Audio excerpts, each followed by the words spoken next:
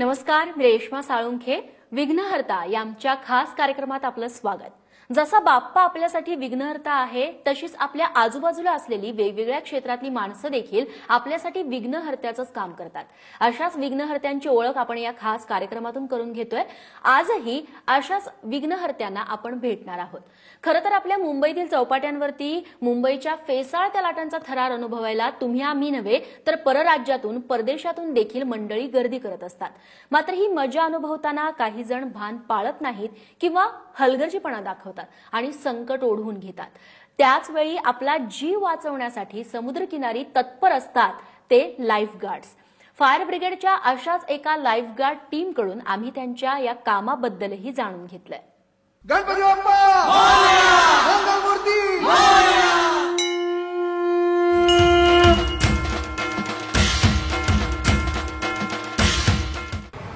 नमस्कार. विघ्नहर्ताच्या आजच्या भागामध्ये आपल्या सगळ्यांचं स्वागत. खरं म्हणजे माझा हा पेहराव बघून तुम्हाला थोडासा धक्का बसलेला असेल. मात्र आज आपण आलेलो आहोत मुंबईच्या जुहू चौपाटीवर, आणि ज्या ठिकाणी लाईफ गार्ड्सचं, फायर ब्रिगेडच्या लाईफ गार्ड्सचं काम नेमकं कसं चालतं, समुद्राच्या लाटांवर स्वार होऊन त्या ठिकाणी समुद्रात अडकलेल्या किंवा त्या ठिकाणी फसलेल्या लोकांना ही मंडळी कशी बाहेर काढतात, हे आपण आज त्यांच्याकडनं जाणून घेणार आहोत, त्यांच्याशी संवाद साधणार आहोत. मात्र तत्पूर्वी त्यांची जी जेट स्की असते ती इकडे आहे, आणि त्या जेट स्की मधनं ही मंडळी समुद्रात कशा प्रकारे जातात आणि त्या माणसांना, जी माणसं आतमध्ये अडकलेली असतात त्यांना वाचवतात, याचं एक आपण प्रात्यक्षिक इकडे घेणार आहोत. आणि किंबहुना ही जेट स्की कशी जाते हे आपण फक्त समुद्रात बघणार आहोत, कारण ही मंडळी प्रशिक्षित आहेत. त्यामुळे मी फक्त त्यांच्याबरोबर एक फेरी मारणार आहे इकडे आणि नंतर येऊन त्यांच्याशी संवाद साधणार आहे. आपण जाऊया.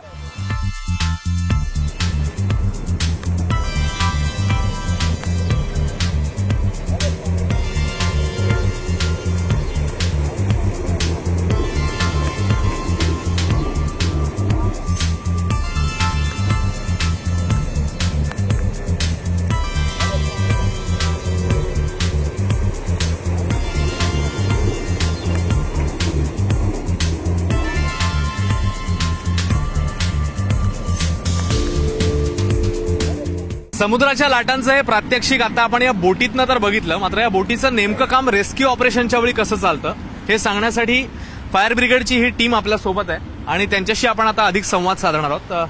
आपल्या सगळ्यांचं स्वागत, आणि आपल्या सगळ्या बिझी शेड्यूलमधनं आपण वेळ काढला त्याबद्दल खूप खूप आभार. सगळ्यात सुरुवातीला मला सांगा, या बोटचं नेमकं ऑपरेशन कसं असतं, या बोटचे पार्ट्स कुठले आहेत, आणि या बोटमध्ये जॅकेट्स आणि अन्य उपकरणं तुम्ही कशा प्रकारे ठेवलेली असतात त्याबद्दल काय? ही ऍक्च्युली आहे आपल्याकडे रेस्क्यू जेटस्की आहे. तर याच्यामध्ये आपल्याकडे इकडे आपल्याला स्टोरेज दिलेलं आहे थोडंसं, जेणेकरून त्याच्यामध्ये आपण लाईफ जॅकेट्स आणि ठेवू शकतो. आणि त्याच्यानंतर इकडे आपली जी टीम असते जेटस्कीसाठी, तर आपल्याला इकडे एक ड्रायव्हर कम हेल्पर आणि एक रेस्क्युअर असतो.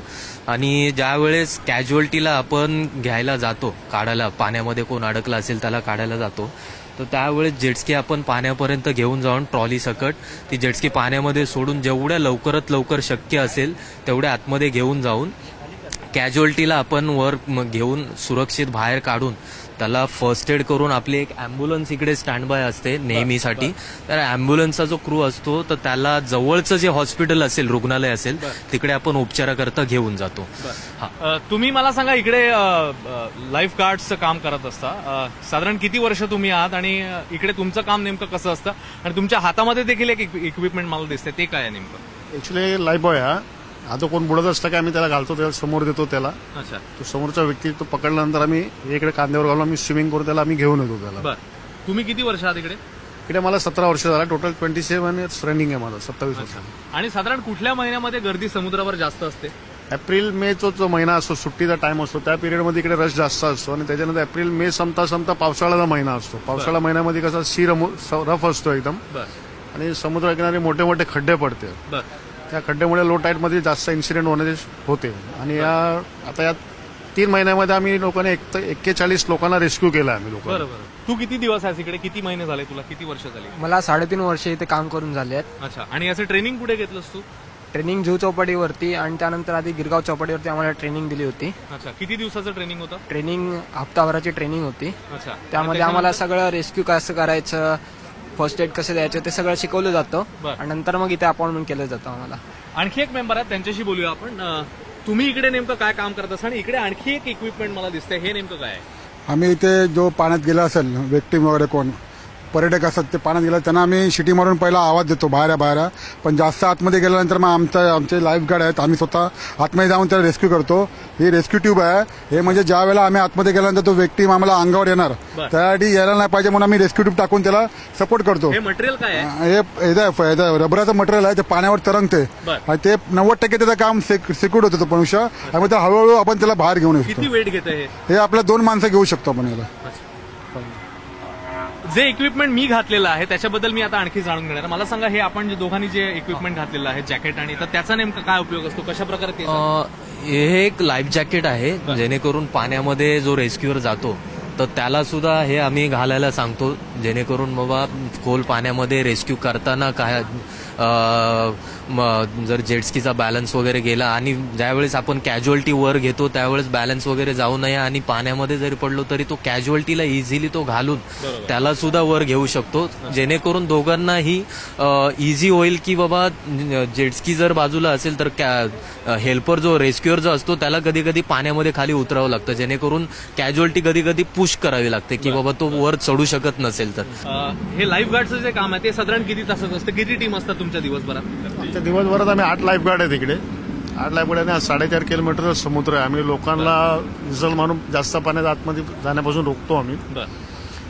तरी लोक ऐकत नाही. लोकांना आम्हाला सहकार्य महत्वाचा असतो. तो एक तर मुंबईचा विचार केला, मुंबईच्या समुद्र किनाऱ्यांचा, तर अशा किती टीम्स तुमच्या आहेत साधारण? मुंबईचं संख्याबळ कसं आहे तुमचं? बरोबर. मुंबईमध्ये गिरगाव चौपाटीपासून अगदी गोराई बीच पर्यंत असे 6 बीचवर आमचं म्हणजे टीम्स आमच्या ह्या डेप्यूट केलेल्या आहेत. तर तिकडे आमचं काम असं चालतं की मी फायर ऑफिसर आणि माझे 3 जवान असतील जे फ्लड रेस्क्यू टीमचे असतील, ते रेस्क्यूअर्स असतील आणि प्रत्येक बीचवर लाईफ गार्ड सुद्धा आमचे डेप्यूट केलेले आहेत. एकूण किती जण असतात?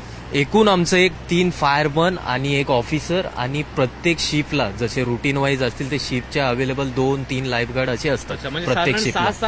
6-7 जणांची टीम असते. एक ऑफिसर असतो प्रत्येक हो गिरगाव चौपाटी, त्याच्यानंतर दादर चौपाटी आहे, इकडे जुहू बीच आहे, याच्यानंतर इकडे वर्सोवा बीच आहे, अक्सा बीच आहे, गोराई बीच आहे, अशा टीम आहेत आमच्या.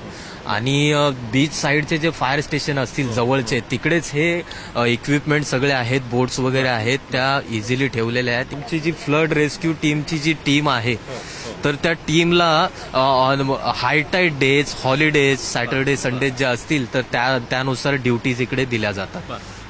तुम्ही मला सांगा, आतापर्यंत तुम्ही जसं म्हणालात की 20 वर्षाहून जास्त काळ तुम्ही हे काम करताय लोकांना वाचवण्याचं, एखादा अनुभव असा थरारक अनुभव लक्षात आहे की तुम्ही एखाद्या माणसाला वाचवलेला, आतमध्ये अडकलेला, असं सांगता येईल एखादा अनुभव आता घडलेला अलीकडे? मध्ये कसं आहे, एक आता मध्ये इन्सिडेंट झाला होता, मुलं बुडत होते.